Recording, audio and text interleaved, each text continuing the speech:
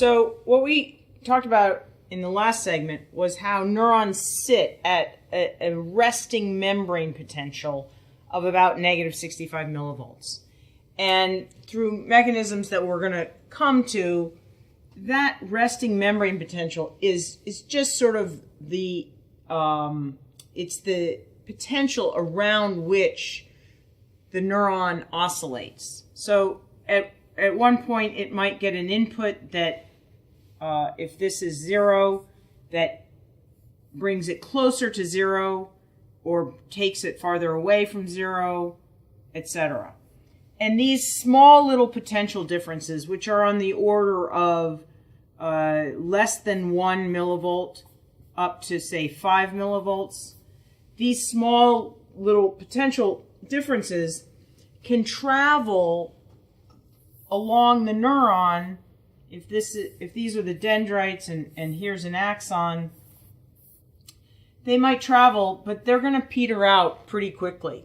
So it's not a useful, it's not going to work to simply rely on these small potential changes.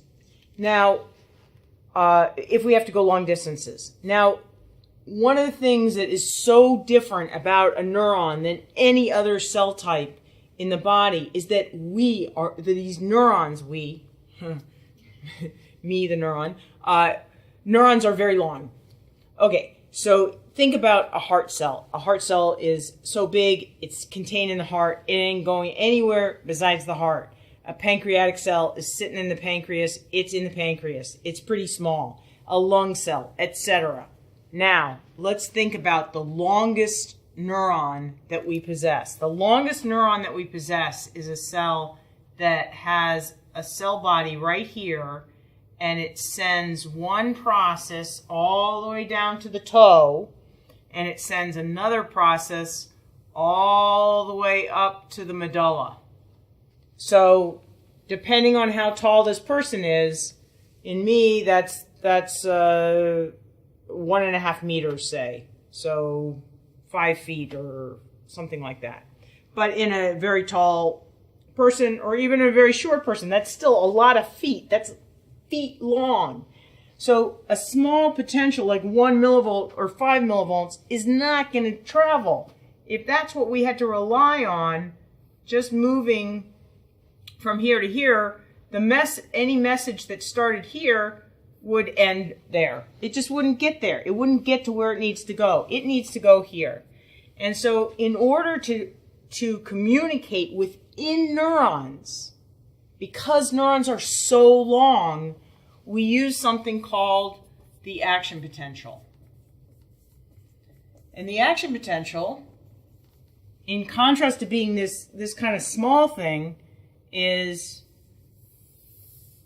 it goes really far up and comes back down. So it's about 100 millivolts in height. So from the resting membrane potential to the top of the action potential, which happens at around plus, say, 20 millivolts or so, we're talking about roughly 100 millivolts of difference.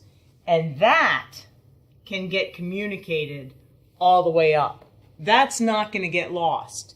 And what carries that action potential is that, remember that we looked at potassium being very high in a cell and much lower outside a cell.